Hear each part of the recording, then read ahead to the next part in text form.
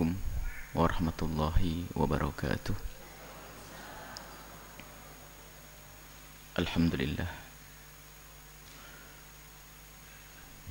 Nahmaduhu subhanahu wa ta'ala hamdan yuafi ni'amahu wa yukafi'u mazidah. Ya Rabbana lakal hamdu kama yanbaghi li jalali wajhika wa 'azimi sultanika. Subhanaka la nuhsi thana'an 'alaika anta kama athnaita 'ala nafsika. Walakal hamdu wa lakal syukru 'ala dzalik. Allahumma salli wa sallim ala habibina sayyidina Muhammad wa ala alihi wa ashabihi wa tabi'ina lahum bi ihsanin ila yaumiddin. Allahumma ya Rabbana allimna at-ta'wila wa faqihna fid din. A'inna ya Rabbana fi hadha asy-syahril karimi ala siyami wal qiyam. Wahsurna yawmal qiyamati ma'a zumratis sha'imin wa imamihim habibika sayyidina Muhammad. Urzuqna ya Rabbana taubata qabla al-maut wa syahadata 'inda al-maut wal jannata ba'da al-maut. Amma ba'du.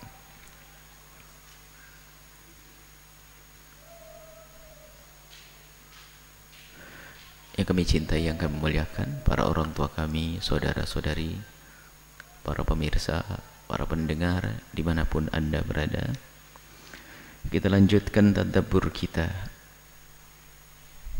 tadabbur ayat-ayat Quran, firman Allah. Kita sudah sampai kepada surat Al-Maidah ayat 103, 104, 103. A'udzubillahi minasyaitonir rajim. Bismillahirrahmanirrahim.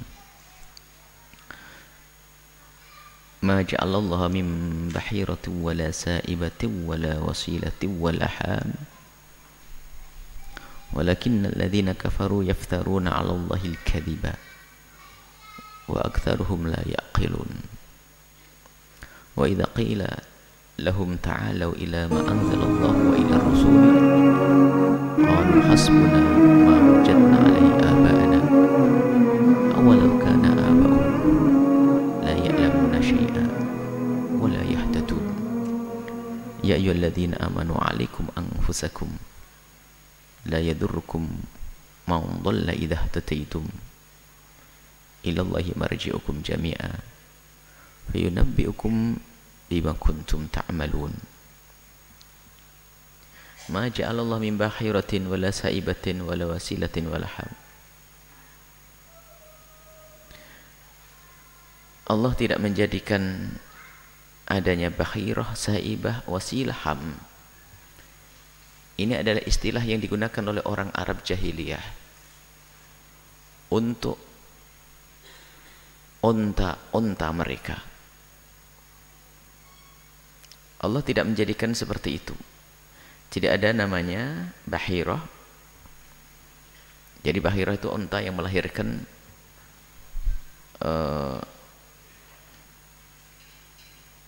bahirah itu onta yang ditandai kupingnya. Ditandai karena dia telah melahirkan perempuan 5 berturut-turut. Sehingga mereka mempercayai ada sesuatu. Jadi mempercayai kalau ada onta melahirkan 5 anak berturut-turut, perempuan ini punya keramat gitu, punya sesuatu. Akhirnya mereka menandai dan tidak dimakan setelah itu. Tidak boleh dikendarai, tidak boleh diapa-apain, tidak boleh diminum susunya. Saibah juga seperti itu, yaitu onta yang pernah dinadari untuk berhalanya, kemudian apa yang dinadarkan itu terwujud, sehingga onta itu dibiarkan juga, nggak boleh dikendarai, jenis onta, akhirnya haram dimakan.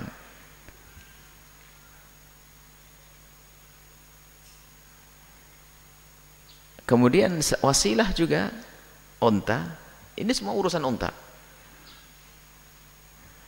Jadi onta yang melahirkan perempuan Kemudian kalau selang-seling ada pokoknya model. Kalau melahirkan perempuan, kalau melahirkan laki.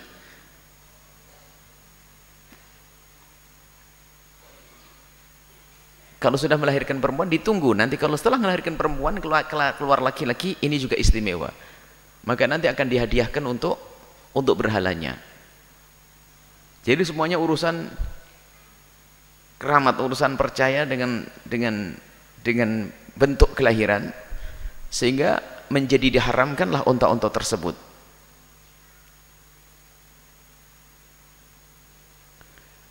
Kemudian kalau hami itu adalah pejantan unta yang telah bisa membuai betina-betina lebih dari 10 misalnya. Intinya bahwasanya ini adalah beberapa macam unta-unta yang oleh orang Arab jahiliyah itu tidak dimakan, diharamkan oleh mereka. Maka dijelaskan Allah tidak menjadikan seperti itu. Selagi dihalalkan oleh Allah adalah halal. Kalau sudah Allah menghalalkan, halal. Lakinnal ladzina kafaru yaftaruna 'alallahi kadziba. Ini kan bualan dari orang-orang kafir membuat kisah-kisah kayak begitu. Dan dari kaum muslimin pun ada. Mulai tercemar dengan akidah-akidah yang semacam ini tentang binatang-binatang. Biarpun dulu tak tahu ada kebo apa nih, kebo ini macam-macam kebo yang dikeramatkan sampai nggak berani kebo diciptakan Allah untuk disembelih, dimakan dagingnya, untuk dinikmati. Ada macam-macam binatang. Dari ini para ulama menjelaskan bahwasanya ada sebagian orang itu mengharamkan sesuatu yang dihalalkan oleh Allah. Dan kita harus tahu bahwasanya mengharamkan sesuatu yang pernah dihalalkan oleh Allah itu tidak lebih ringan dari menghalalkan sesuatu yang diharamkan oleh Allah. Sama-sama dusta hukum ini. Sehingga sesuatu misalnya apa? Air putih. Lalu saya katakan ini haram. Ini sama dengan mengatakan khamr itu halal. Coba. Sebab urusan halal haram tidak boleh main-main. Air putih, air biasa. Tanpa sebab, tanpa alasan saya katakan ini haram. Istrimu haram. Bagaimana istri halal? Yang haram zina. Jadi yang menghalalkan sesuatu yang diharamkan dosa. Begitu sebaliknya mengharamkan sesuatu yang sudah dihalalkan oleh Allah adalah juga dosa. Itu dusta atas nama Allah, dusta hukum. Jadi ada memang orang-orang yang seperti itu. Dan ini isyarat kepada, ini juga terjadi pada zaman-zaman akhir, orang gampang-gampang mengharamkan tanpa ilmu. Artinya untuk halal haram kita harus kembali kepada ahlinya. Memang di sana ada sesuatu yang khilaf di antara para ulama tentang kehalalannya dan keharamannya, tapi khilaf mereka berdasarkan ilmu, bukan sesuatu yang sudah jelas-jelas halal lalu kita haramkan. Tidak. Ini adalah unta yang halal jelas tiba-tiba diharamkan, nggak boleh. Kalau khilaf di antara para ulama berdasarkan ilmu seperti di dalam madhab kita dengan madhab Imam Malik, perbedaan jauh masalah halal haramnya binatang. Madhab Malik sangat mudah urusan penghalalan, sehingga haram menurut madhab kita, halal menurut madhab Malik. Ini beda, bukan itu. Yang jelas-jelas sudah halal. Domba menurut semuanya halal, kambing halal semuanya. Tatanya apa? Kita jadikan haram gara-gara kambingnya punya jambul begini atau apa begini, haram lah, tidak boleh. Ini mengikut gaya orang jahiliyah. Saya dengar ada kebo ditahlilin waktu itu, atau di mana ini? Ini kebablasan dalam mic ini. Ya, ini. Boleh. Kerbau ya kerbau, nggak ada kerbau keramat. Kerbau ini, kerbau adalah yang dihadirkan oleh Allah, diciptakan oleh Allah untuk kita nikmati. Sapi pun demikian, nggak tahu sapi ini. Jadi nggak dibenarkan. Jadi mengharamkan sesuatu yang dihalalkan oleh Allah ini termasuk dosa dan dusta. Jadi itu kebiasaannya orang jahiliyah dulu dengan mengadakan istilah yang namanya tadi istilah-istilah bahirah, saibah, kemudian wasilah, ham, itu adalah istilah-istilah onta-onta yang diharamkan oleh orang Arab jahiliyah. Ditegaskan itu semua halal. Adapun di saat meyakini akan adanya sapi seperti itu, ini double haramnya. Pertama, menghalalkan sesuatu, mengharamkan sesuatu yang dihalalkan oleh Allah, itu sudah dosa.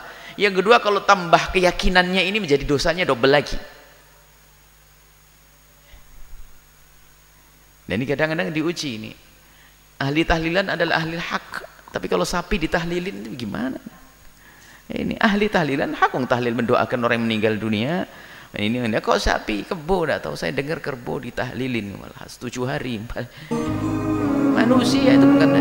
Kalau manusia memang manusia perlu didoakan. Nah ini jadi double kesalahan itu. Pertama, mengharamkan sesuatu yang pernah dihalalkan oleh Allah, yang pertama. Yang kedua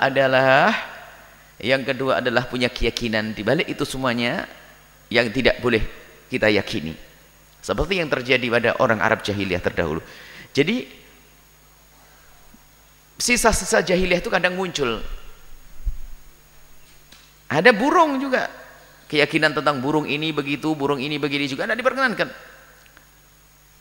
Baik. Kemudian yaftaruna Allah al-kadhiba. Inikah orang-orang kafir itu? Alladzina kafaru, mereka orang-orang kafir ataupun orang yang terbiasa dengan cara berpikir dan hidupnya orang kafir punya keyakinan yang semacam itu. Yaftaruna Allah al-kadhiba, berdusta atas nama Allah, mengatakan haram atas nama Allah, enggak diperkenankan. Dan orang-orang Yahudi banyak mengharamkan termasuk sesuatu banyak sudah kita lewati dulu tentang makanya mengharamkan jenis onta tertentu, mengharamkan gajih, mengharamkan ini tidak diperkenankan. Selagi dihalalkan oleh Allah, jangan sekali-kali engkau mengatakan haram. Kalau masalahnya dirimu tidak suka, itu urusan pribadimu.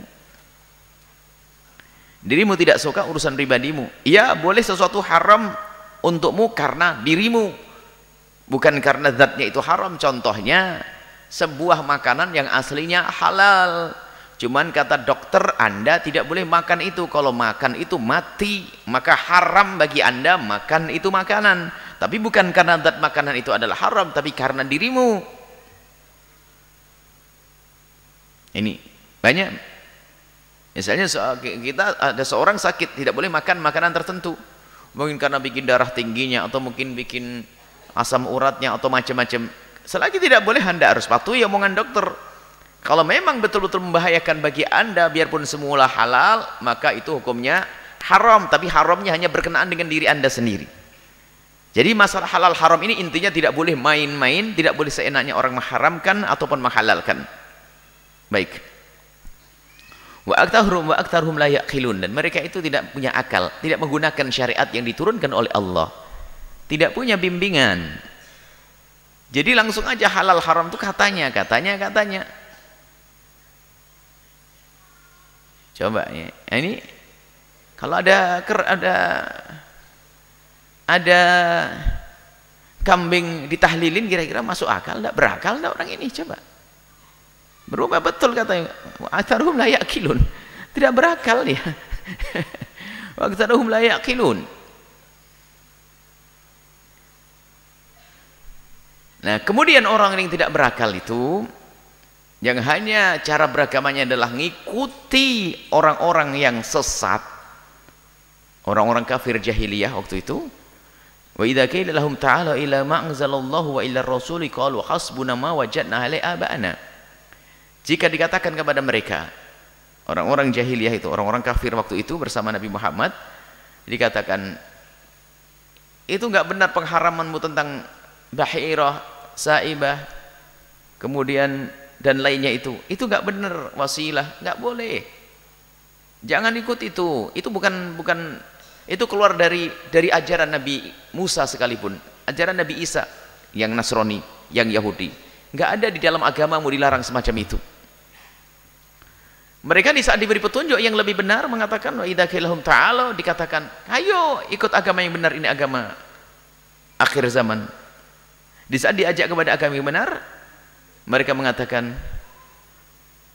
qalu hasbuna ma wajadna ilai aba'ana, kami sudah cukup apa yang kami dapat dari orang-orang tua kami. Orang tua mereka adalah orang kafir yang telah membuat dusta-dusta itu semuanya. Nah, ada juga kesalahan sebagian kaum muslimin di akhir zaman ini, menggunakan ayat yang semacam ini bukan dikembalikan kepada kisah asal turunnya ayat itu di mana. Kisah ayat ini adalah untuk orang-orang kafir yang pada zaman baginda Nabi, yang di saat mereka diajak untuk kepada agama tauhid, mereka lebih senang dengan berhala mereka, termasuk onta-onta tadi sajikan untuk berhala-berhala mereka. Di saat diajak kepada agama kebenaran, mereka mengatakan, tidak, aku tidak mau ikut agama Muhammad, kamu bawa agama baru. Aku tetap berpegang kepada agama nenek moyangku. Lah nenek moyang mereka adalah orang kafir. Lah orang akhir zaman ini kadang menggunakan ayat yang bercerita tentang orang-orang kafir ini kadang untuk saudara kita. Ini ada sekelompok kaum muslimin akhir zaman ini, lihat, yang katanya orang taklid, orang-orang kita ini, orang-orang ini taklid, yang beragama ini taklid pakai ayat ini. Lah kamu itu taklid beragama ini kayak orang ini, kamu itu seperti orang diajak bener, ayo ikut kembali kepada sunnah dan kepada Al-Quran, malah ngikut saya, ikut sesepuh saya ikut pendahulu saya. Kamu itu kayak orang jahiliyah, kayak orang kafir. Ini kan kurang ajar, dan ini ada. Bahkan sering dikatakan kepada kaum muslimin, ayat-ayat itu dihadapkan untuk kaum muslimin. Padahal orang-orang muslim itu yang diikuti adalah nenek moyangnya yang muslim, diikuti adalah guru-gurunya yang muslim. Saya ikut pendahulu saya ikut aslaf saya ikut guru-guru sebelumnya. Cuman begitulah kadang akhir zaman itu untuk main tuduh mengkafirkan itu, lihat, kadang-kadang menggunakan ayat ini. Kalau sudah diajak kepada kebaikan, lalu mereka tidak mau. Inilah orang keras kepala, gayanya orang taklid ini. Astagfirullahaladzim. Persis dengan orang kafir zaman dahulu. Kalau diajak kepada kebaikan, lalu mengatakan saya ikut guru saya. Lah guru kita kan guru yang beriman, guru kita bukan orang kafir kok. Seperti di dalam surat Al-Baqarah juga disebutkan kisah serupa ini, biasanya sering digunakan oleh mereka untuk menghukumi saudaranya yang seagama ini sebagai kesesatan dengan ayat tersebut. Wa idza qila lahum ittabi'u ma anzalallahu qalu bal nattabi'u ma alfayna 'alaihi aba'ana aw la kana abahum la yaqiluna syai'an wa la yahtadun. Ini sekelompok kaum ini loh, mereka merendahkan kaum muslimin. Ini kalau diajak kepada agama yang benar, kitab sunnah, katanya aku ngikuti bapak-bapakku. Ini agama apa ini ngikuti bapak-bapakku ini? Ini kan menuduh saudaranya dengan kekafiran. Lu bapakku muslim kok. Nah kalau saya tidak ngikut bapakku, ikut siapa? Bapakku seorang muslim, nggak boleh ikut bapak saya. Mbahku muslim, saya tidak ikut mbah saya. Ini memang model orang akhir zaman ini, lihat, yang mudah mengkafirkan orang lain. Kadang-kadang ayat untuk orang kafir, kisah cerita tentang orang kafir digunakan untuk menghukumi saudara yang seagama. Coba Anda sering mendengar ini, sering Anda akan mendengar bahwasanya banyak orang yang menghukumi saudaranya ini untuk menyesatkan saudaranya dengan ayat-ayat semacam ini. Katanya kita mengikuti agama nenek moyang. Loh, kalau tidak ikut agama nenek moyang saya, agama siapa? Wong saya tahu nenek moyang saya muslim kok. Bahkan di antara mereka ini adalah nenek moyangnya adalah ulama-ulama. Sampai di antara bahkan ada yang nenek moyangnya adalah para sahabat Nabi, nenek moyangnya. Ini juga musibah di akhir zaman ini. Sebagian orang menuduh saudaranya dengan tuduhan yang keji, lalu menggunakan ayat-ayat Al-Quran untuk menghukumi mereka sebagai orang yang keluar dari ajaran yang benar. Semoga Allah menjaga iman kita, dan jangan sampai kita menuduh orang yang beriman lalu kita katakan mereka sama dengan orang-orang kafir. Ketahuilah, menuduh orang bermaksiat adalah dosa, menuduh kekafiran juga demikian. Apalagi menyamakan seorang muslim dengan orang kafir adalah dosa besar. Urusannya dengan Allah. Tapi ini ada, ya itulah model orang yang dikit-dikit mengkafirkan orang lain, ayat dua ayat ini sering dibawa. Dua ayat sering dibawa. Makanya kadang-kadang kalau kita ikut Imam Syafi'i, Al-Quran, kenapa harus Syafi'i? Ajib, Al-Quran. Memang Imam Syafi'i tidak ngikut Al-Quran, bagaimana? Ada surat dilayangkan waktu kita berkata tentang subuki dan sebagainya. Ini apa Buya Yahya itu? Mana Al-Quran? Saya tidak pernah dengar dia ngomong kalau Allah, kalau Rasulullah. Dikit-dikit subuki, dikit-dikit Syafi'i, dikit-dikit Nawawi. Mana Allah? Mana Rasulullah? Ajib. Ini lihat. Ada yang surat, hebat bener tuh orang. Memang Imam Syafi'i keluar dari agama. Dan dia bukan orang kecil. Ternyata dia adalah seorang tokoh ajib. Mengatakan mana dikit-dikit Subuki. Dia paling benci dengan Imam Subuki. Karena Imam Subuki adalah yang menghancurkan, yang mengungkap tentang kejelekan seorang yang diimamkan yang hidup pada zaman itu. Sehingga waktu saya bawa Subuki, wah langsung naik pitam dia. Langsung buat katanya apa? Apa ini, mana? Ini agama-agama ngikut orang ngikut Subuki. Mana Rasulullah, mana Allah? Saya baca, alhamdulillah, kasihan dia. Jadi memangnya Imam Syafi'i adalah orang keluar dari iman. Imam Subuki orang keluar dari iman. Nawawi keluar dari iman. Dia juga baca buku Imam Nawawi kok. Ini ada musibah di akhir zaman ini, sekelompok orang seperti itu. Dikit-dikit menunjukkan ayat semacam ini. Wa idza qila lahum ittabi'u ma anzalallahu qalu bal nattabi'u ma alaihi alfa bal nattabi'u ma alfaina alaihi aba'ana awwala kana aba'hum la yaqiluna syai'a wa la yahtadun. Ini orang-orang begini ini yang ngikuti bapak moyangnya itu. Agama kok ngikuti bapak moyang. Quran sama hadis Nabi. Waduh, serem banget kalimatnya. Memang bapak moyangku udah ikut Quran dan hadis Nabi atau bagaimana?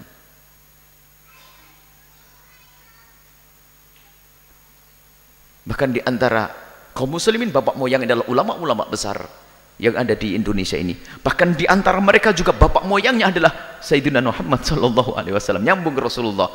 Jadi lihat, ini adalah manusia-manusia yang lijahnya jahat. Biasa mereka adalah orang yang mudah mengkafirkan. Lihat, mereka yang mudah mengkafirkan di saat benci dengan kaum muslimin yang ikut madhab 4 ini, yang bertaklid ini, paling sering membawa ayat ini. Ini ayat untuk orang Arab jahiliyah dahulu, bukan untuk kaum muslimin. Langsung bantah saja. Berarti Anda telah mengafirkan orang-orang terdahulu. Sebab bapaknya si fulan adalah seorang alim besar, jidnya adalah seorang alim besar, kakeknya adalah orang besar, bahkan pembawa Islam ke negeri ini.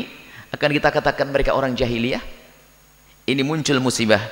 Cuman kadang ya begitulah, mereka dengan bahasa yang seolah-olah pakai Al-Quran. Orang awam kan hanya iya, Masya Allah, Masya Allah, Masya Allah. Mereka menipu dengan Al-Quran. Ayat yang semestinya adalah untuk orang kafir ditempelkan untuk orang Islam. Ini adalah kedzaliman yang luar biasa besar. Dan dia sendiri keluar dari Islam pada akhirnya nanti. Karena apa? Menuduh orang beriman. Sampai Nabi mengatakan, man qala li akhihi ya kafir faqad ba'a biha ila nafsihi. Barang siapa mengatakan kepada saudaranya, kamu ini gak beriman, padahal dia orang beriman, maka dia sendiri yang keluar dari iman. Kita lanjutkan.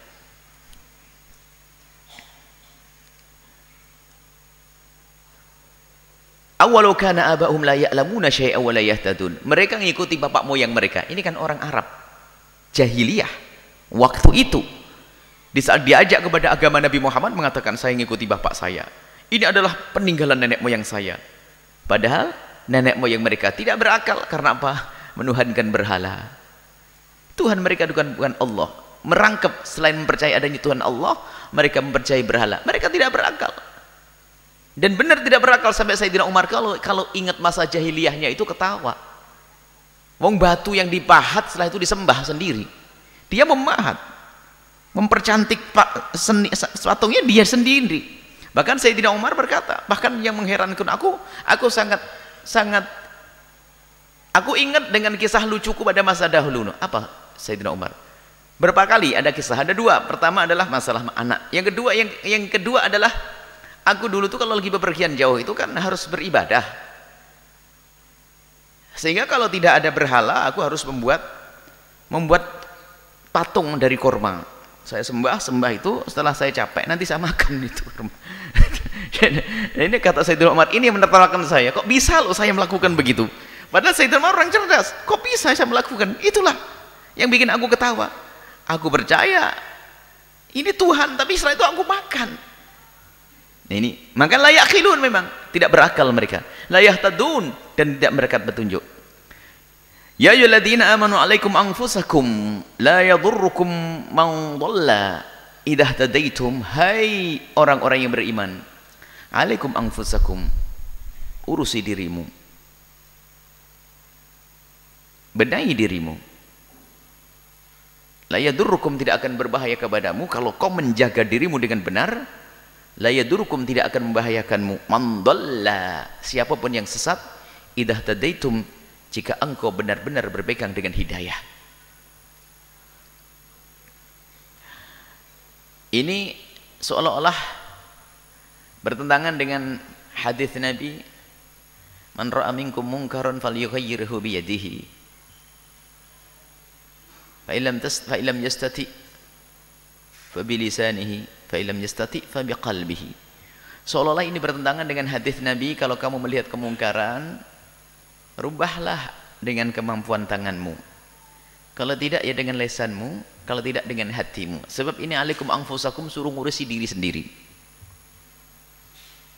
Bukan, justru ini muqaddimah daripada man ra'a minkum munkaran falyughayyirhu bi yadihi. Muqaddimah daripada hadis tersebut, digabungkan antara ayat ini dengan hadis itu. Artinya apa? Engkau tidak akan mampu membuat perubahan jika engkau tidak merubah dirimu sendiri terlebih dahulu. Alaikum anfusakum. Kamu ingin membuat perubahan di masyarakat, ingin Allahu Akbar, menegakkan syariat Nabi Muhammad, rumahmu sendiri syariatnya belum tegak, menyuruh agama, menegakkan negara Islam model apa yang kamu inginkan?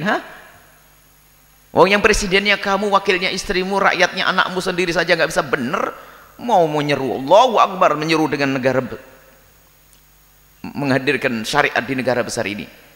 Maka alaikum anfusakum, mulailah dari dirimu kalau ingin menegakkan syariat. Dirimu, lihat, kamu yang bisa ngatur semua dalam dirimu, itu saja kamu belum bisa patuh kok. Jadi ini justru muqaddimah. Maka alaikum anfusakum, tekunilah engkau untuk membenahi dirimu. Maka kalau engkau menekuni pembenahan dirimu, ketahuilah karakter, kebiasaan, watak, sifat seorang mukmin itu akan selalu bermanfaat untuk orang lain, mau tidak mau.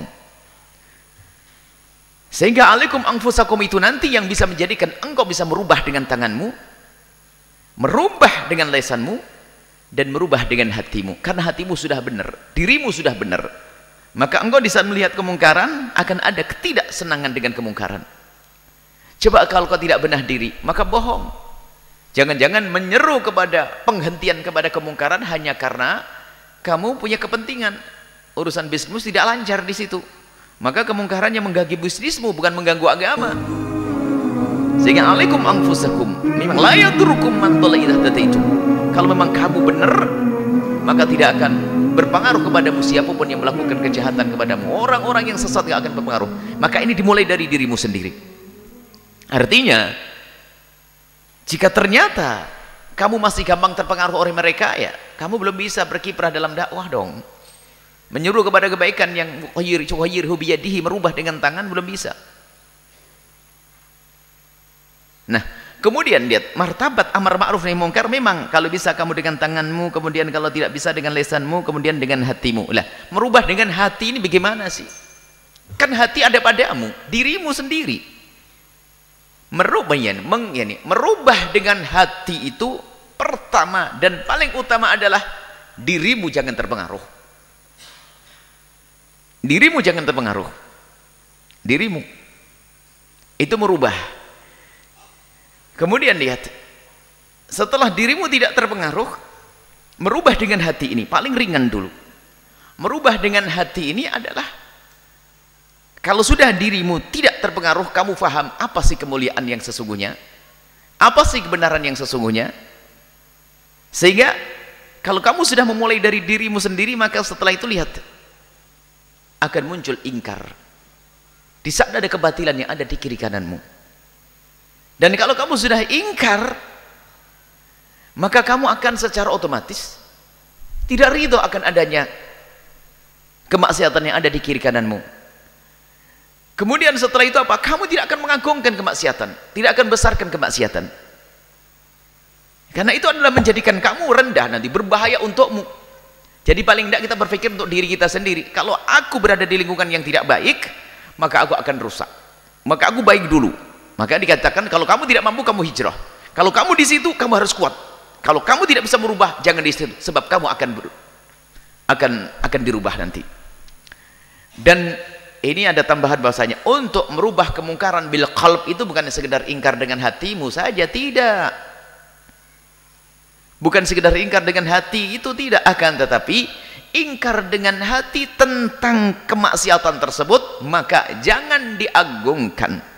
Putus pengagungan kepada mereka. putus pengagungan kepada mereka, putus penghargaan kepada mereka. Maka kalau seandainya ada orang melakukan sebuah kemaksiatan, lah kok disanjung sama orang, maka dia akan menikmati di dalam kemaksiatan tersebut. Tapi kalau seandainya orang semuanya kok kompak bahasanya apa yang dilakukan itu adalah hina, dan tidak dia menyanjungnya, tidak memandangnya sebagai kebaikan, secara otomatis dia nggak senang, dia akan mundur secara perlahan. Jadi makanya jangan mengagungkan ahli maksiat, mengangkat siarnya ahli maksiat. Jangan mengagungkan ahli maksiat, sebab kalau kita mengagungkan ahli maksiat, Anda tahu dia maksiat lalu Anda agungkan ahli maksiat, memang merendahkan, tidak diperkenankan. Maknanya merendahkan, yang ada adalah kasih sayang. Mengagungkan tidak boleh. Kita besarkan ahli maksiat, wah masya Allah, dia tambah bangga dengan kemaksiatannya. Tidak akan berhenti itu semuanya. Dengan anak-anak kita pun juga demikian. Kalau memang misalnya ada anak yang melanggar, cukup kita jauhi dia, kita diami, tidak kita sambung dengan dia. Itu akan berpikir, wah gak enak betul ya, gara-gara saya melakukan kesalahan, abah gak ngomong sama saya, umi gak ngomong, semuanya tidak ngomong.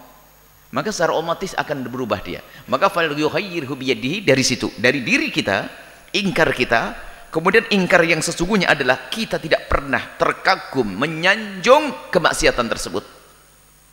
Maka kalau sudah kita tidak pernah menyanjungnya, kompak tidak pernah menyanjung, maka siapapun akan malu melakukan itu semuanya. Bukan sekedar malu, tidak ada perlunya untuk melakukan. Karena apa? Menjadikan dia akan terkucilkan dan terendahkan. Sekarang coba, orang kagumnya hanya urusan dunia. Kalau sudah orang pakai mobil mewah misalnya, baju necis, rapi dan sebagainya, langsung dikagumi. Tidak peduli apakah dia kerjaannya haram dan sebagainya. Karena kita membiasakan kagum dengan model semacam itu, sehingga lihat, menganggap itu adalah terpandang di kampungnya. Sehingga yang biasa dengan rezeki yang haram pun sudah nggak peduli. Bahkan harus tetap memperbaharui bajunya, memperbaharui mobilnya, rumahnya dimegahkan, agar dikagumi oleh orang kampung bahwasanya dia kaya, wah hebat, dan disenangi, disegani, dihormati karena kekayaannya. Tapi kalau orang kampung itu sudah sepakat, itu hartanya dari yang haram ya, sudah. Akhirnya semua orang nggak mau dekat dengan dia. Karena apa? Hartanya haram dan seterusnya. Dia akan mikir, ternyata kekayaanku tidak menjadi aku disanjung, tidak menjadi aku dihormati. Untuk apa kalau begini caranya? Aku hidup jadi susah. Ketemu orang di sana juga dengan saya, mereka juga ogah-ogahan duduk denganku. Karena aku kotor dengan hartaku. Tapi di saat orang mengagungkan kekayaan, maka orang kaya dengan keharaman pun dia merasa nyaman, dia petentang-petenteng ke sana kemari. Padahal dia dengan haram. Dan dia sudah dia ngerti dengan keharamannya. Anggap saja mungkin seorang yang, mohon maaf misalnya, semoga Allah mengampuni, pelacur atau penjudi. Tapi di kampungnya dermawan dia. Wah ngasih duit sana sini. Wah luar biasa. Mungkin dia ada penjudi kelas berat, kaya raya. Pelacur, na'udzubillah misalnya. Wah duitnya banyak. Dan dia dermawan baik semuanya. Dan semua orang mengatakan, oh masya Allah, mulai berubah menghormati dia.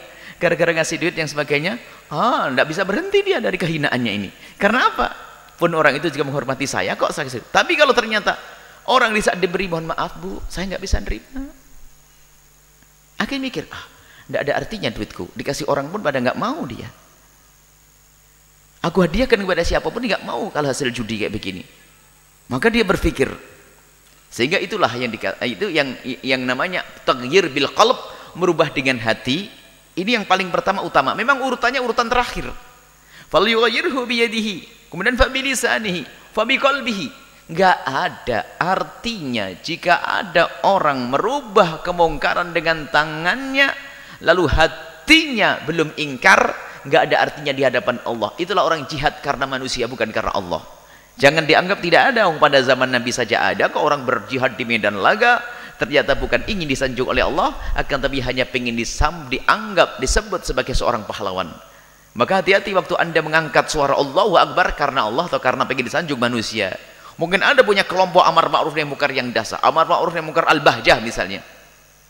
Setiap ada kemungkaran pasti kuat. Tapi apa yang ada di hatimu saat itu? Allah, atau besok diliput di majalah atau tidak? Atau apa? Lihat. Karena falyughayyirhu biyadi memang penting, akan tapi dimulai dari hatimu. Inilah nasihat.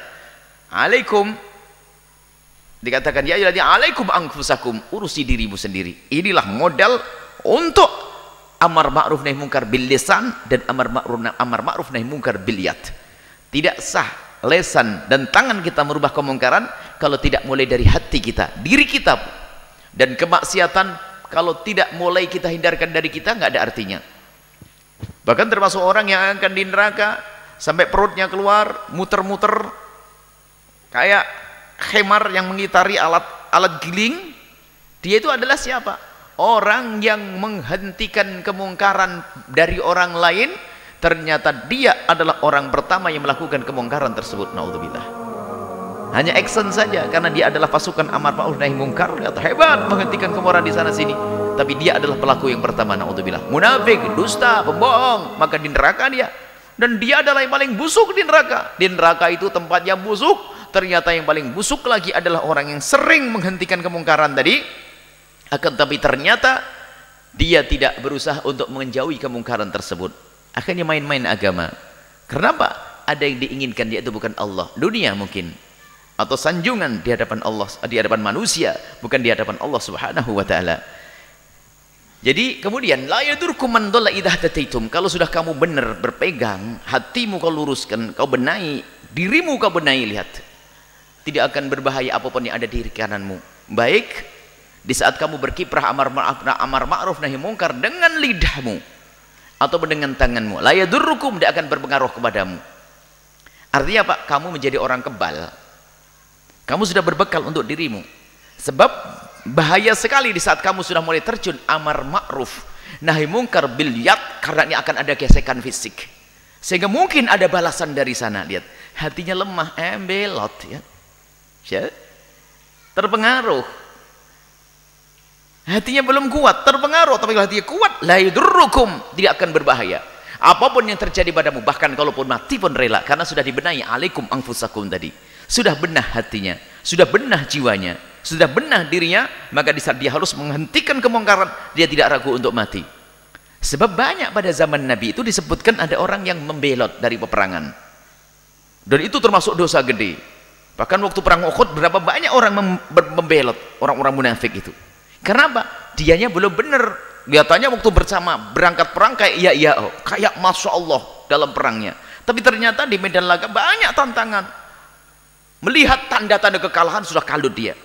Aku bakal dibantai oleh mereka. Mending nyelinap atau berbohong atau bergabung dengan musuh. Makanya penting alaikum anfusakum.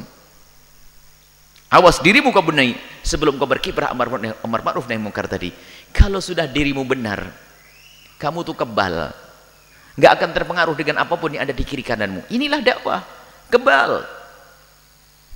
Bahkan mati pun enteng. Nah, sekarang dakwah tatanya apa? Mau menghentikan kemungkaran. Tatanya misalnya kita mendirikan sebuah perusahaan apa? Minuman keras dan sebagainya. Waduh, tahu pagir, Allahu Akbar, Masya Allah. Tanya apa? Diajak negosiasi sama bosnya nih. Sambil negosiasi kasih saya blok duit. Wah, ini duit berapa puluh juta ini, mikir akhirnya. Apakah tidak ada yang ada? Ini disyaratkan oleh baginda Nabi tentang orang-orang semacam ini, munafik. Akhirnya sudah keluar, insyaallah akbarnya di pelan, kita damai insyaallah. Bisa jadi begitu. Karena apa? Belum alaikum anfusakum. Dan jangan dianggap tidak ada. Kalau Anda tidak waspada, bisa jadi Anda munafik seperti itu. Nah, ini peringatan, alaikum anfusakum. Benahi sebelum kau berjuang. Termasuk berdakwah ke sana kemari, lihat. Perjalanan dakwah. Dakwah itu kan amar ma'ruf nahi munkar. Akan tapi seorang juru dakwah kan dalam perjalanan juga dia manusia biasa, bukan malaikat. Dia punya istri, punya anak, punya kebutuhan dan sebagainya, lihat. Pengennya amar ma'ruf nahi munkar, ngajak orang baik, tak tahunya lihat. Kalau belum benar dirinya, maka apapun yang ada di kiri kanannya membahayakan dia. Kenapa? Tak tahu apa, permintaan anak, istri dan sebagainya, akhirnya apa? Duit pondok bisa jadi anting istrinya, bisa jadi loh ya. Padahal dia mengatakan haram, jangan ngambil hartanya orang lain, harta ini. Tak tahunya dia mengembat duit masjid, tuh. Mengambil duit musola, mengambil duit yayasan, mungkin sekali yang demikian itu. Karena apa? Jiwanya belum kuat. Bahkan mungkin tantangannya berat dalam sebuah dakwah ini. Mungkin ada kekurangan. Tapi orang yang kenal Allah dalam keadaan kurang kaya apapun, aku tidak akan mengambil kecuali yang halal. Lihat. Akan tapi bisa jadi kepleset nanti akhirnya apa? Mengambil yang haram. Alasannya untuk dakwah. Mau dakwah dengan yang haram ya nggak bisa dong. Jadi banyak tantangan. Maka dari itu alaikum anfusakum. Kalau belum benar di jiwa kita, hati kita, berat dalam menjalani dakwah ini. Tantangan. Perjuangan ini tantangan. Tapi kalau sudah benar, la yadurrukum, gak akan mempengaruhimu, tidak akan membahayakanmu apapun yang terjadi di dalam perjalananmu amar ma'ruf nahi munkar. Di dalam berdakwah. Jangankan cuma lapar sehari, mati pun rela kok. Harus. Tapi lihat, setan akan selalu menghiasi. Mudah-mudahan niatnya baik bisa kepeleset pada akhirnya.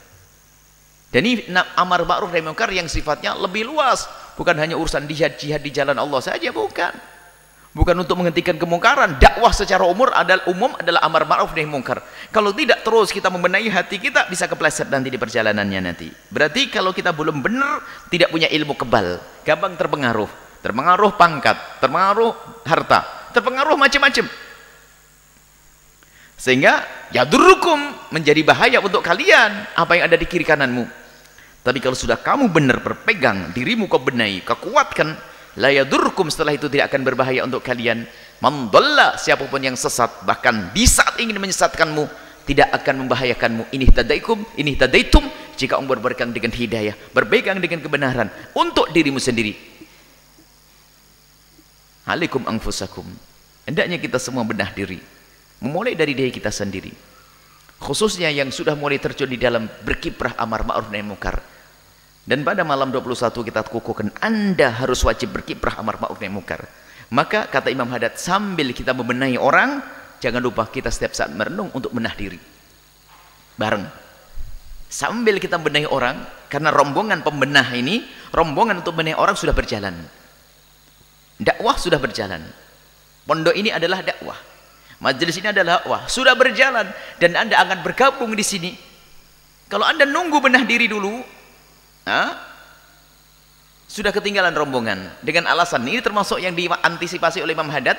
Sebagian orang ingin, saya belum benar kok, gimana saya akan berdakwah, saya belum benar, saya bukan begitu. Alaikum anfusakum ini adalah sambil kau ikut rombongan, berbenahlah di dalam perjalanan bersama rombongan tersebut. Sambil benah diri saat ini Anda berdakwah, benah diri sambil berjalan. Ketahuilah setelah itu, kalau kau sudah benar seperti itu, kau benah untuk dirimu sendiri, kuatkan hatimu, kuatkan niatmu, kuatkan semangatmu, baru kalian berkiprah, maka ketahuilah kemuliaan yang kau dapat. Ilallahi marji'ukum, kita nanti akan kembali kepada Allah. Yang berjuang dengan benar akan dapatkan keuntungan. Fa yunabbi'ukum bima kuntum ta'malun, dan apapun yang kamu lakukan saat di dunia ini akan diberitahukan oleh Allah kepada kalian semuanya. Oh, ini berjuang di sana, ini berdakwah dengan hartanya, ayo masuk ke tempat yang mulia. Ini berdakwah dengan lesannya, ini berdakwah dengan tenaganya, akan disebut itu nanti oleh Allah. Dan kebaikan ini akan disebut di depan khalayak, dibanggakan, disebut. Begitu juga dengan namanya kejelekan, kemaksiatan akan disebut, dipermalukan kita di depan manusia. Tapi kalau kebaikan juga disebut, oh fulan begini, fulan begini. Dan semoga kita termasuk yang disanjung oleh Allah nanti. Maka dari itu, Anda mengaji ini adalah untuk alaikum anfusakum, untuk berbenah, untuk saya menyampaikan untuk berbenah. Akan tapi jangan sampai Anda di sini, sampai di sini. Sekaligus kami akan seru selalu, ayo sambil kita berbenah, rutin menghadiri pengajian. Maka jangan sampai Anda hanya senang berdakwah, Anda senang berjuang, tapi tidak pernah berbenah diri. Maka kami menghimbau kepada siapapun yang berjuang bersama kami, perjuangan adalah hebat untuk umat. Tapi jangan lupa ilmu benah diri, ngaji ini penting. Yang sudah ngaji, jangan berhenti sampai di sini. Mana ilmu perjuangannya? Makanya saya ajak untuk semuanya, pondok ini perlu dibangun secepatnya. Banyak santri yang tidak bisa diterima tahun ini, dan tahun berikutnya pun demikian. Ayo kita berjuang dengan tenaga Anda, dengan harta Anda, dengan apapun yang Anda miliki. Adapun ngaji Anda adalah itu alaikum anfusakum, untuk berbenah diri, untuk berbekal. Akan tapi mana perjuangan kita untuk umat Nabi Muhammad SAW untuk menghentikan kemungkaran? Pondok ini dibuat adalah untuk program amar ma'ruf nahi munkar. Karena kita akan mencetak anak-anak yang nanti akan keluar untuk berjuang berdakwah untuk menghentikan kemungkaran dan menyampaikan kebenaran. Ini kami seru. Dan berdakwah adalah bukan tugas yang para ulama saja, akan tapi tugas umat Nabi Muhammad yang ingin mulia. Bisa berdakwah dengan hartanya, bisa berdakwah orang dengan tenaganya, bisa dengan pikirannya. Alaikum anfusakumnya adalah ini. Anda belajar setiap saat, menambah ilmu, maka harus ada keseimbangan. Di samping alaikum anfusakum, kita harus berdakwah mengajak kepada Allah Subhanahu wa taala. Dan sudah masuk terjun dalam dakwah, bergabung dalam program kemuliaan ini, yang sudah bergabung dalam dakwah ini, jangan lupa Anda pun harus terus alaikum anfusakum, berbekal hati, berbekal diri, agar kita semakin kuat. Jangan sampai nanti niatnya salah.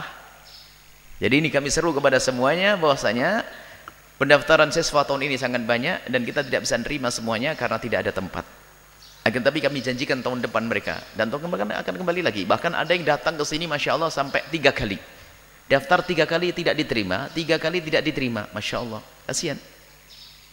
Permasalahannya adalah itu, tempat tidak ada, fasilitas masih kurang. Semoga Allah mengirim ahli surga yang tiba-tiba datang akan menjelaskan bangunan di sini. Jangan ragu ya, Allah Maha Kaya. Enteng kalau Allah menggerakkan orang-orang yang cukup di kiri kanan kita, langsung klik hatinya, langsung berjuang. Seperti Allah telah menggerakkan sebelum-sebelumnya ini yang Anda berjuang di sini, itu yang telah digerakkan hatinya oleh Allah, dipilih oleh Allah, bergerak untuk bangun. Dan semoga hati kita digerakkan oleh Allah untuk itu. Ini program panjang ini, program untuk amal jariah yang terus mengalir. Ini perlu kami sampaikan kepada siapapun, ayo bergabung dan jangan ditunda esok hari. Kalau Anda mengandalkan ibadah pribadimu, berapa rakaat yang bisa Anda lakukan dalam semalam? Berapa rakaat, berapa Quran, berapa lembar Al-Quran yang bisa Anda baca dalam semalam? Akan tapi ayo menjadi orang cerdas, bergabung dengan program kemuliaan ini. Lihat, sebanyak anak membaca Al-Quran di sini, pahalanya akan sampai kepada siapapun yang berjuang di sini. Sebanyak ada anak sujud rukuk di sini, maka pahalanya pun nyambung kepada orang ikhlas yang pernah berjuang di sini. Dan lebih dari itu, program di sini adalah program besar. Kami merindukan program besar. Jadi di sini bukan hanya sekedar anak menghafal Quran selesai, tidak. Menghafal Al-Quran adalah dasar. Kemudian setelah itu akan diberi oleh para asatidz ilmu yang lainnya. Setelah diberi ilmu yang lainnya, anggap saja ilmu fikih, ilmu yang lainnya sudah merasa sudah cukup untuk berkiprah. Tidak hanya sampai di situ, mereka akan dihantarkan. Bagaimana mereka berjuang? Bagaimana mereka berdakwah? Ini kan wasiat dari guru mulia. Jangan sampai kita menerima santri begitu saja, setelah keluar juga begitu saja. Oh tidak. Yang pengen mondokkan anak-anak di sini harus tahu, nggak ada alumni di sini. Sebab kalaupun sudah alim, malah itu akan kita ikat. Bahkan kemanapun dia pergi, kita harus tahu apa yang kau lakukan di luar sana. Tidak boleh lepas dari pondok. Makanya yang mau memondokkan anak di sini seperti itu, nggak ada istilah alumni. Sampai kapanpun dia tetap sambung dengan pondok ini. Hanya bedanya adalah pondoknya sudah tidak ada di dalam pondok lagi, karena dia sudah punya ilmu, dia sudah punya bekal berkiprah. Sana buat pesantren di mana sana, di Irian Jaya atau di mana dan sebagainya, tapi tetap sambung. Inilah yang diinginkan oleh gurunya. Pokoknya kalau sudah ada anak mau keluar, itu berarti sudah mulai jadi. Banyak pondok-pondok, dan kami sampaikan kepada pesantren yang lainnya, kalau sudah ketemu anak berbakat itu jangan malah dilepas begitu saja. Justru itu yang harus kita perhatikan. Karena mereka berbakat, bisa menjadi peluru-peluru dalam perjuangan nanti. Bukan dilepas begitu saja lalu hilang. Jangan sampai alumni itu bingung ngerjain apa setelah itu. Ini programnya ada di sini, maka kami himbau kepada siapapun, dan jangan bosan Anda kalau kami selalu menyeru yang semacam ini. Karena apa? Kami yakin setiap seruan yang kami panjatkan, Allah akan membuka hati hamba untuk menyambut seruan itu. Dan kami yakin, sebab kalau kita mohonkan wa antum muqinuna bil ijabati, kita yakin kalau kami menyuarakan seperti ini, ada yang dibuka oleh Allah, mungkin 1 orang atau 2 orang atau 3 orang, atau semuanya akan kebuka hati untuk berjuang. Dan pondok ini adalah pondoknya umat. Yang membangun ini adalah masyarakat semuanya. Dan mungkin sering mendengar dari kami bahwasanya pesantren ini tidak ada dana, tidak menerima dana bos, dan tidak menerima bantuan dari pemerintah, bukan karena dana pemerintah haram. Jangan salah, jangan difitnah antara kami dengan pemerintah, tidak. Bukan karena dana pemerintah haram, tidak. Tidak ada bantuan dari pemerintah, bukan karena dana pemerintah. Alhamdulillah. Kenapa? Kami lebih rindu, lebih senang jika yang berjuang ini adalah Anda semuanya. Kalau seandainya ada Pak Presiden, Pak Gubernur datang ke sini mau memberikan dana pemerintah, tidak, saya tidak terima. Tapi kalau duit Anda boleh, Pak Gubernur, duitmu untuk bantu boleh, duitmu, biar keselamatannya kembali kepadamu. Gajimu itu boleh. Misalnya ada pegawai negeri yang hadir di sini, kalau Anda membuka link antara kami dengan pemerintah daerah untuk bantuan, tidak. Tapi kalau gaji Anda biarpun Rp1.000 itu hebat. Gajimu, jangan duit negara. Sebab saya pengen kamu kok. Saya pengen Anda. Hatimu yang saya ambil. Jadi tidak usah sibuk nanti melingkan. Karena pernah suatu ketika, karena saya tidak ngomong begini, ada orang mengkondisikan kami akan ketemu dengan beberapa menteri dan sebagainya. Buya sudah siap mau ketemu. Kenapa? Dia akan bantu. Aduh, salah. Duitnya menteri boleh, tapi kalau duit negara nggak usah. Negara masih banyak yang perlu ditangani. Mau jalan aja rusak, banyak orang meninggal kepleset kemarin. Jadi kalau danamu, duitmu boleh. Ini yang kami suarakan. Kenapa? Agar Anda merasa bahwasanya memang pondok ini adalah milik Anda. Anda pribadi, ini loh, ini milik Anda. Kalau sudah Anda merasa memiliki, apa yang terjadi pada Anda? Sampai kapanpun Anda tidak akan lupa dengan program kemuliaan. Dan inilah yang akan membimbing kita untuk sampai husnul khotimah. Coba kalau ada berita bahwasanya Pesantren Al-Bahjah dapat dana sumbangan 100 miliar, langsung dompetnya kekunci semuanya, klik klik klik klik klik klik klik klik klik klik, semuanya kekunci dompetnya. Lah terus kawan saya siapa kalau begitu? Oh, saya pengen banyak kawan kok. Bahkan dari tim ini, saya ulang cerita ini besok hari, karena hari besok hari Ahad. Tim yayasan sering ngomong, Buya gimana nih, duit ini belum ada. Dia bilang itu irama, biar kamu banyak doa. Kekurangan aja kok pusing. Untuk bangunan kurang, untuk uang barokah kurang dan sebagainya. Yuk. Lah kalau kita tidak begitu nanti kurang doa. Coba kalau ada tambang emas di sini, kamu jadikan petenteng begitu, nggak ada doa, nggak ada semangat untuk juang. Biarkan, namanya berjuang ya begitu. Pada zaman Nabi pun biasa kurang, sampai Nabi menyeru, siapa yang mau surga, yo, yang punya kalung, punya ini, diserukan, langsung melempar perempuan. Padahal Nabi kan bisa ngomong, ya Allah jadikan gunung itu emas, kan beres. Tapi Nabi tidak melakukan gitu. Nabi bisa, Nabi ditawarkan mau jadi emas kalau mau. Tapi Nabi tidak melakukan itu semuanya. Nabi punya mukjizat, Nabi diberi mukjizat. Minta apa saja dikasih oleh Allah, tapi Nabi merindukan. Saya pun ingin, yang kami rindukan adalah Anda. Kalaupun Anda tidak mampu, Anda menyampaikan kepada ponakan Anda yang berhasil itu. Lalu dia berjuang di sini, Anda mendapatkan pahala. Itu yang kami inginkan. Ayo berjuang semuanya di jalan Allah Subhanahu wa taala.